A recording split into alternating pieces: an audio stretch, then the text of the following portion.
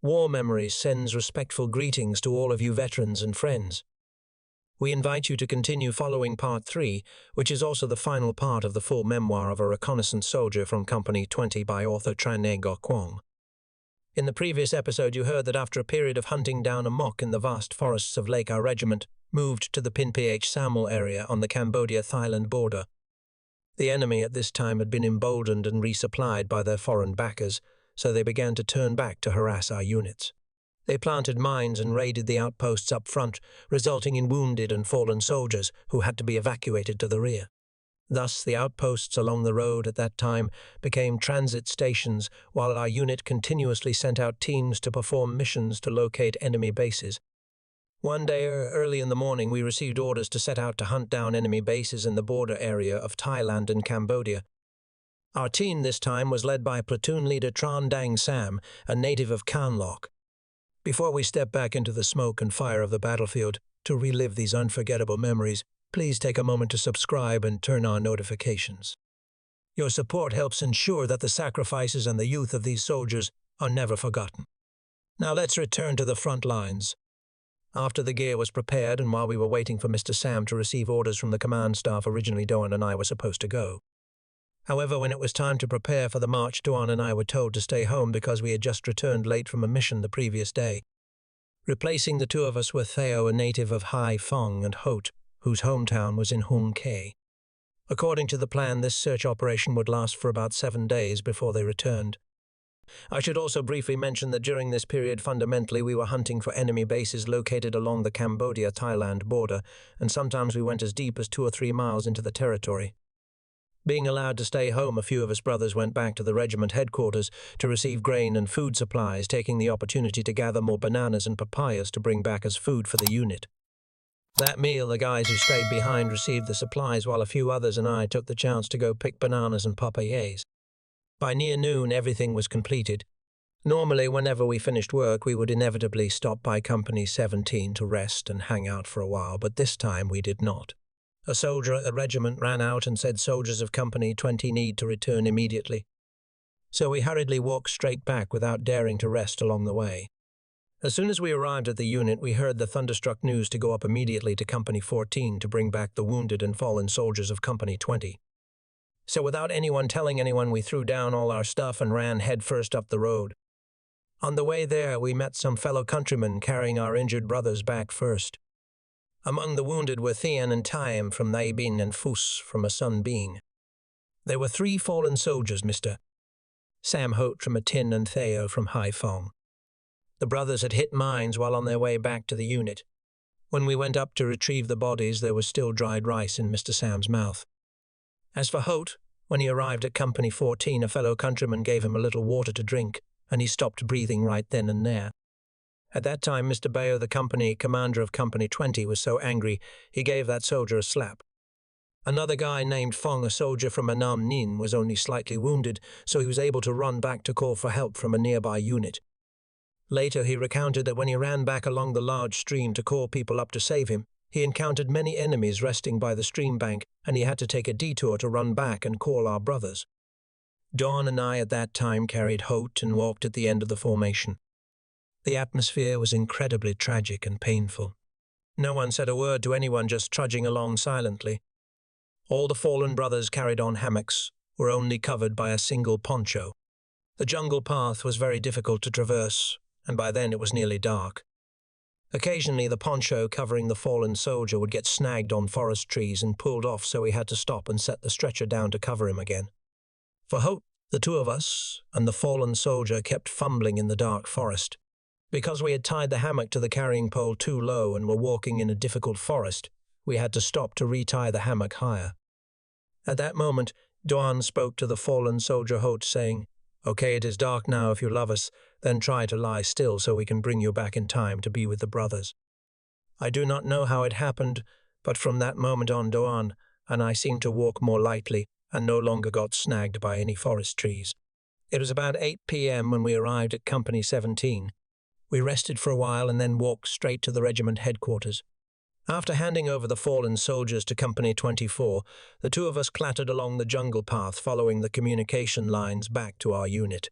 The atmosphere in Company 20 at this time had sunk completely. No one talked to each other. So my platoon had lost a platoon leader, Mr. Sam and Theo, while the other platoon lost Hote. In total, Company 20 had 7 casualties, both wounded and killed this time. The unit just kept dwindling after each battle, and then we had to forget the sadness to rush into new missions. One time 4 brothers in Company 20, including myself, went on a mission. This time our task was to guide the combat operations officers of the regiment and some brothers from the direct subordinate companies to bring food supplies up to resupply the unit stationed on the Cambodia-Thailand border area. The trail leading up there still had units from our regiment and also from our friendly regiment, Regiment 250, stationed intermittently. During breaks, we were only allowed to sit in place on that path. It was absolutely forbidden to step off the path because there were very many mines at that time. That noon, while we were resting to prepare to cross Mr. Chuyen's slope, us soldiers named that slope because that was where Mr. Chuyen, formerly the logistics officer of Company 7, had been sacrificed by a mine. The top of the slope was currently held by Company 5 of Battalion 8. After resting for a moment, just as we had walked for about 100 meters, we immediately spotted several enemy soldiers crossing the trail. We immediately opened fire. So they ran and disappeared into the forest. When we got there, we found blood trails but did not pursue because the order at that time forbade leaving the trail. Walking about 200 meters further, we encountered a dry stream bed. We discovered 3 mines buried by them in a vertical row on the trail covered by a layer of forest leaves. We only marked them to signal that there were mines, rather than disarming them directly. At that time, the operations commander urged us to move quickly before it got dark. After passing a few gentle slopes and another dense forest, we finally arrived. This was either the battalion headquarters or a company of Regiment 250, I do not remember clearly. That night, we slept there.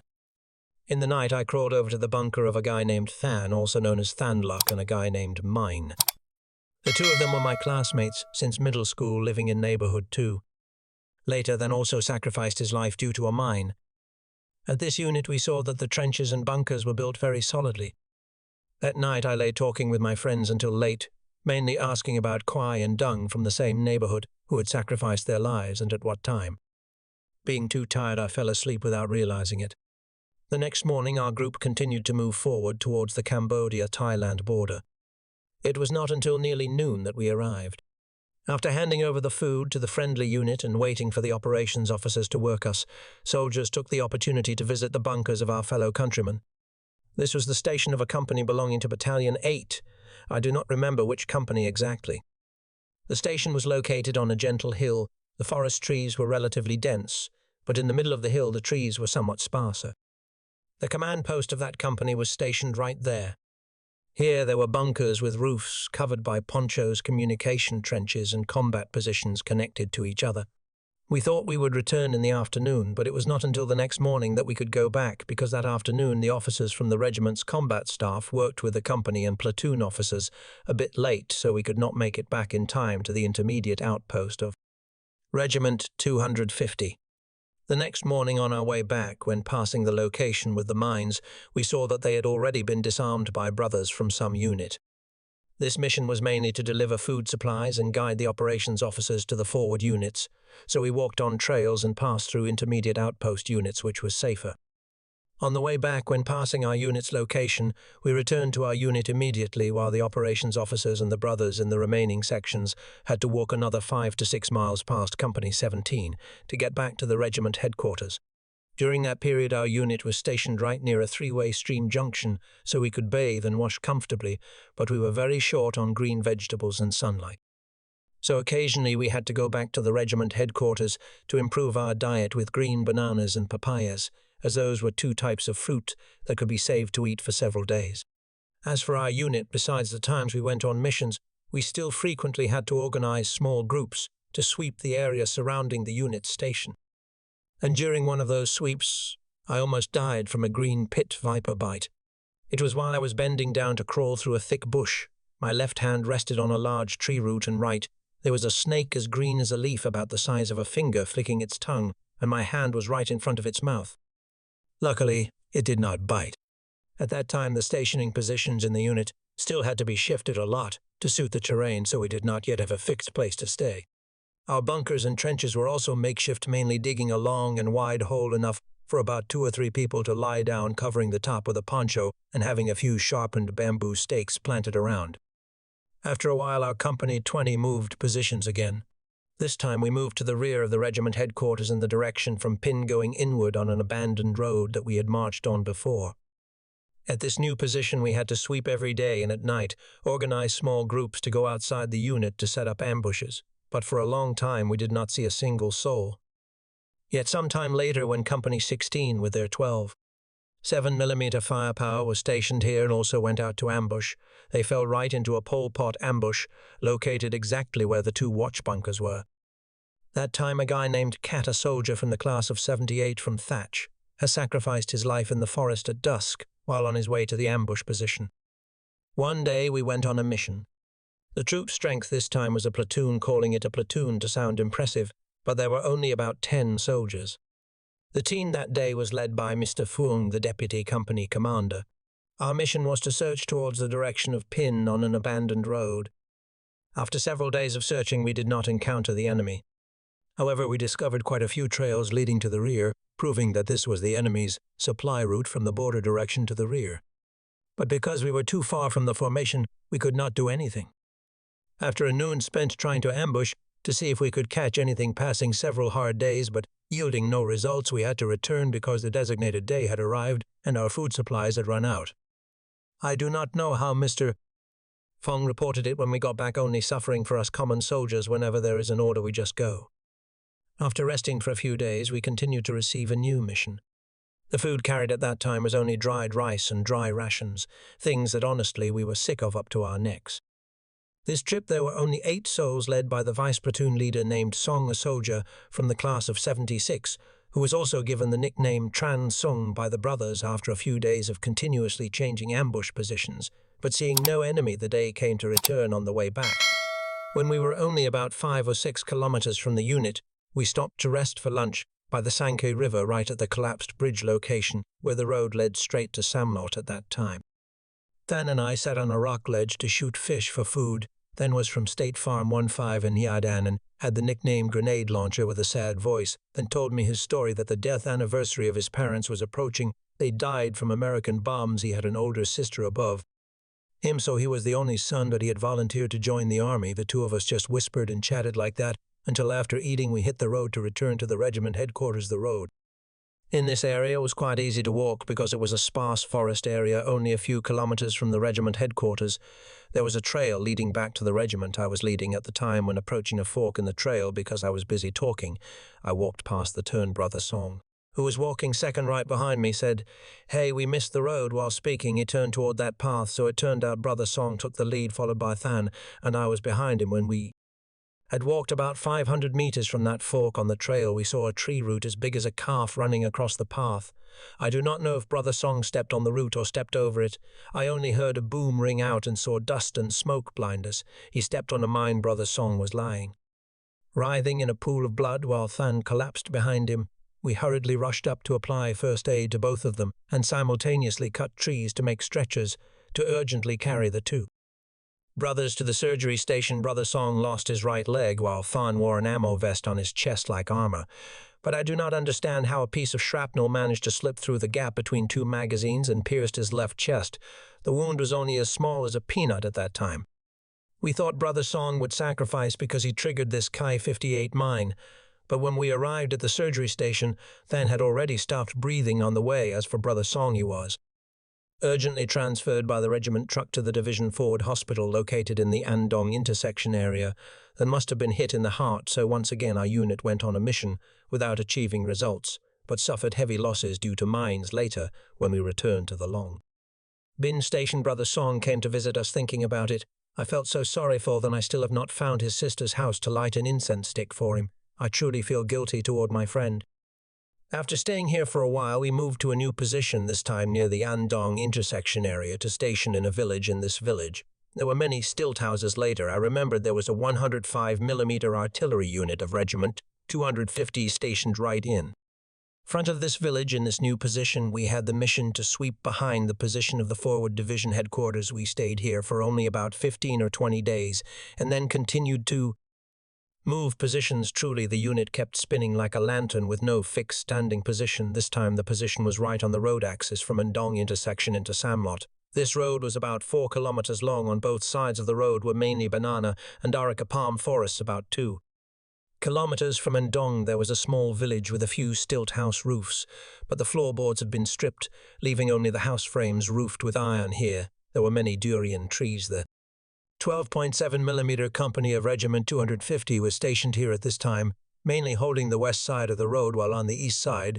there was only about a squad because it was a secondary direction. Located about 1 kilometer further was our Company 20. In this position there were only about 3 house roofs, one for logistics, one for the company headquarters, and the third reserved as the company assembly hall. At this assembly hall house, because Mr. Fuang, the deputy company commander, was fussy, we had not yet held a single meeting there. After every company gathering we had to drag each other to sit down in the semi-underground bunker to meet for safety. Our platoon at that time blocked the west of the road, the main direction, with about 10 brothers, while on the south of the road was the 2nd platoon with a troop strength of also about 10 brothers. Finally, the 2-watt radio squad had 6 brothers in our scout company 20. We had an additional 2-watt radio squad to serve for when we had to go on independent long-term deep penetration missions. At this time, our company 20 had a total of about 35 warriors, relatively experienced, both commanders and soldiers. We could be considered a strong company in terms of numbers and spirit, but not strong in firepower because we only had folding stockakes. Later, perhaps because we were too poor, the regiment let us borrow an additional 60mm mortar and some ammo to occasionally fire into the forest to warn the pot troops, telling them to watch out, we have firepower too. The route from our place back to the regiment headquarters was about more than 1 kilometer, passing medical company 24 transport time, and then the regiment headquarters. Perhaps this was a fixed stationing point, so the officers instructed us to build sturdy bunkers and trenches. A difficult problem for us at that time was where to get knives, hoes, and shovels. They had been dropped and lost all along the marching route in battles. Luckily, in the company, there was still a machete left from logistics, and at that time old Kuong, a soldier from Than Ho, found a hoe somewhere and brought it back to dig the logistics house floor to make an underground kitchen. He dug right into a large jar, thinking he had found a jar of gold. He was overjoyed. But when opening it, it turned out to be a jar of salt. However, in the middle of the salt jar was a very beautiful warm blue jacket wrapped in layers of plastic bags. Well, without gold, he had a warm coat to wear during the cold days in this Samlot forest region. The work of building bunkers and trenches progressed very slowly. Then we had to go to the direct subordinate companies to borrow hoes and shovels to use regarding housing. We made semi-underground houses piled high with earth inside and out. We cut areca palm trees to line them, creating walls, filling earth in the middle, and making loopholes in case the enemy attacked and we could not get out to the communication trench in time. The top was covered with ponchos and raincoats. In this semi-underground house in the middle was a table. On 2 sides were sleeping platforms made entirely of split areca palm trees. Connecting the underground houses was a line of communication trenches with combat foxholes. Generally, it took about more than a month for our living quarters and fortifications to be temporarily complete.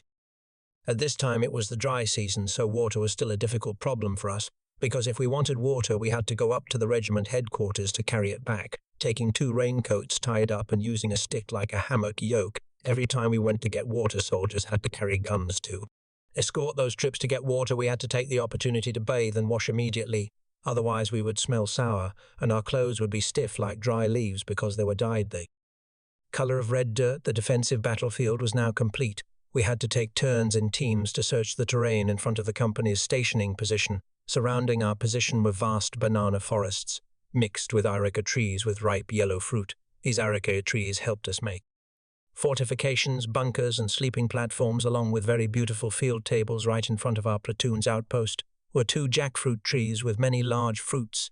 Inside the company position were several durian trees laden with fruit. During this time, besides mission hours and reinforcing bunkers, we went to get ripe bananas to save for use when hungry. Then malaria began to rage through the unit. Just letting soldiers eat and lie in one place with little movement would increase the malaria sickness, so the officers had to shout and mobilize soldiers to increase production, cutting down all trees in front of the outpost, both to easily observe and to plant corn and cassava. For corn we went to the regiment to get seeds, and for cassava there were plenty of cassava fields behind the unit, where tubers had been harvested, leaving only the stems in front of our platoon. We planted only cassava while in front of the other platoon, and the communication squad, it was all corn, our labor eventually paid off as cassava shoots began to sprout. Later, the cassava leaves became our green vegetable when boiled or eaten with salt. Another important thing was that the front of the outpost became clear and easy to observe, because during this time the enemy not only attacked the infantry outposts in front, but also crept into the outposts of direct subordinate companies located in the rear. At this time, we had an additional duty, which was that at around 5 or 6 p.m., we had to send a team of 3 to 4 brothers out in front of the outpost about 500 or 600 meters to lie in ambush until about 9 or 10 p.m. before returning. The ambush positions had to be changed continuously, and the hardest part was when returning. There was no trail, and the forest was pitch black. So many times we got lost wildly. Some days we had to fire shots to establish contact, hearing the answering shots to determine the direction before we could return to the unit. Later, we found a way to mark the path with phosphorescence, meaning using rotten tree branches every 5 or 7 meters. We would place a rotten branch to mark the path heading toward the unit. Yet despite searching, sweeping, and ambushing continuously like that, I do not understand how the enemy managed to sneak into the direction of our company and the friendly 12.7mm company. They utilized the gap between our company and the 12.7mm company of Regiment 250 to fire B rounds and anti-tank weapons into the unit and on the trails in the banana forest. Enemy mines appeared, so every time we went on night ambush, we had to leave earlier when the sun had not yet set to easily observe for mines. There were days while lying in ambush in front, we heard rustling sounds behind us about a few dozen meters away, thinking the enemy was sneaking in to plant mines. The brothers discussed not returning that night, waiting until it was fully light to return. We had by this time received mines to set up in front of our defensive outpost. I don't know which military region back home produced this type of mine, but even if a wild animal stepped on it, it wasn't guaranteed to explode. And if it did explode, the animal would probably just scoff and walk away. It was about the size of a student's ink bottle. Another type was slightly larger than the B-40 rocket launcher's propellant, but shorter. The tripwire was made of clear fishing line, which in the jungle was practically inviting the enemy to find it. But we still had to carry out the mission and set them, hoping some near-sighted animal might trip it so we could have a fresh meal. Luckily, after setting the mines and returning to camp, we narrowly avoided stepping on one of the enemy's mines. The lead soldier spotted a blue fishing line casually strung across the trail as if by accident. It took careful observation to finally see the mine the enemy had planted and cleverly camouflaged. We had to carefully defuse it, then went deeper inside to re-booby-trap it against them. For the first few days we checked that trail, but after a while we completely forgot where the mine was located. Suddenly one night around 10 o'clock, while everyone was sleeping soundly, we heard a loud explosion from that direction. Our comrades were sure it was either the enemy or a wild animal. The next morning we waited for the sun to rise high and the jungle to be clearly lit before going to check, cautiously observing every step to prevent them from booby-trapping us again. When we arrived, we saw a patch of wild banana trees that had been torn open, but nothing was left behind, only a little blood trail and scattered pieces of cotton and bandages. Besides an empty cigarette pack with the name "Un Buffet" printed on it. We didn't know how many of them we had gotten. From then on, every time we went out on a mission, we made an effort to observe and locate their mines, defuse them, and then replant them in front of our outpost to strike back at the enemy or perhaps catch a wild animal. Later, when we withdrew, we left behind a field of mines, scattered everywhere, so much so that Mr. Quayan from Regiment 250 held a grudge against us until now. New Year's Eve 1979/1980, and then spring, another spring, arrived amidst the smoke of war. The lyrics of a song by a singer from the old regime were sung by our soldiers on New Year's Eve 1979/1980. Hearing it was heartbreakingly sad. So he had aged one more year and served one more year in the army. In Vietnam at this time, our families, friends, and the whole nation were probably enjoying a happy, cozy Lunar New Year despite the material shortages. Here in the deep, dark forests near the Cambodia-Thailand border, the sons of Mother Vietnam were still enduring hardship, sacrifice, and loss day and night to protect a peaceful life for a friendly nation. A few days before going to the regiment to receive tet necessities, we learned that the Vietnamese traditional Lunar New Year was approaching. We no longer had a concept of dates and months. Our 20th company received 2 piglets. One weighed about 25 kilograms and the other was tiny, about 13 kilograms at most. Since there were few soldiers in the company at the time, we decided to only slaughter the big one. The small one was kept to be raised for the comrades returning from missions or the hospital. The logistics part was handled by platoon leader Engage, a man from Thai Binh. We soldiers only scurried around. He didn't forget to advertise his blood pudding dish. However, spices were scarce, but our soldiers' stomachs were all stainless steel, so luckily no one was struck by a bout of diarrhea. Besides, it had been a long time since we had a fresh meal, and we even had tea and cigarettes, so everyone looked refreshed. On New Year's Eve, we cooked a sweet soup, but it was a hodgepodge of ingredients, only 1 pack of dried rations, canned milk and sugar. So we had a mixed sweet soup, but no one dared to touch it because it tasted so strange. For the few days we carried necessities, our tobacco pipes, the smokestacks, were used at full capacity. Those with heavy addiction were clever. They prepared far in advance. They collected all the leftover cigarette butts and hid them in their gas mask bags, just in case they ran out of fuel to smoke. The few days of the traditional Lunar New Year passed, and we were back on the road for a mission. Hunting the mortar a few days earlier in the old forest ahead of us, we noticed that an enemy 60mm mortar would fire randomly into the unit's resting positions every afternoon, right around dinner time. They fired randomly, harmlessly, with no specific target. There were days we were eating when we heard the muzzle blast, and everyone along with their rice bowls rushed into the bunker, but the shell exploded elsewhere. We borrowed a 60mm mortar and some ammunition from the regiment. We then tried to fire back by aiming for the sound of the muzzle blast, knowing that the vast jungle made a direct hit unlikely. This time our mission was to sweep the area ahead and destroy the mortar crew at all costs. The team was led by Mr. Hoa, the deputy political officer from Duk Thu, an enlisted man from 74. He later got married in Dien Cho, but then fell ill and passed away.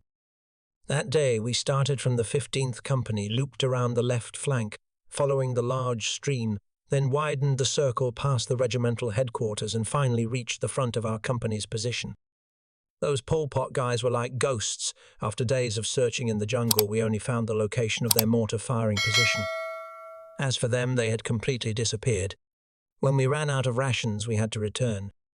On the way back, as we crossed a large open field in front of the 20th Company's outpost, Vin from Than Hoa was leading the way and somehow disturbed a nest of yellow hornets. The entire formation, which was marching smoothly, suddenly saw him up ahead, dropping his gear and gun, clutching his head and running as if being chased by a ghost. The soldiers following him also retreated quickly, yelling. So a few of us had to break off tree branches and rush in to fight the hornets to rescue our comrades. Luckily, the yellow hornets had built their nest in the leaves, so there weren't too many, but a few guys had swollen, puffy faces. It was a sight we couldn't help but laugh at. We completed the mission but achieved no results. Malaria and the close call, our platoon had to build one more underground shelter because we were 8 men sharing only 2 bunkers, which was too cramped. This new bunker also ran along the defensive line. In this new shelter I stayed with Kwong Gyeod Kwong from Than Hoa, a general mobilization soldier who was a laborer and already had a wife and children. One time while he was sleeping soundly, he suddenly cried out. I woke up startled quickly, grabbed my gun and rushed out to the trench, thinking the enemy had sneaked in and was choking him. After calming down, I went back in to wake him up. While he was still groaning and sighing, he let out a big breath and told me he had just dreamed of being home with his wife and children.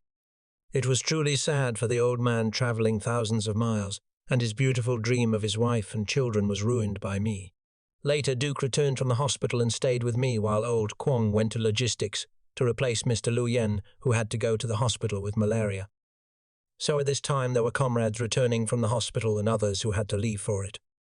The numbers didn't change much. The healthy comrades were being spared by malaria while the weaker ones were being beaten down badly. The lost mortar mystery. One day we were back on the road for a mission. This time our team of 4 men, including myself, combined with a reconnaissance unit of the 8th Battalion, a short infantry company, and some 120mm mortar crews. The mission this time was to find the 120mm mortar that the Pol Pot forces had stolen the day before. The previous day, the 14th Company was transporting the mortar from the front line to a new position behind the regimental headquarters. The truck carrying the gun hit a landmine on the old logging road, the Highway of Terror. Luckily, there were no casualties, but the truck was damaged. We don't know how they organized their guard that night to protect the weapon, but the Pol Pot forces managed to sneak in and steal the gun and the ammunition.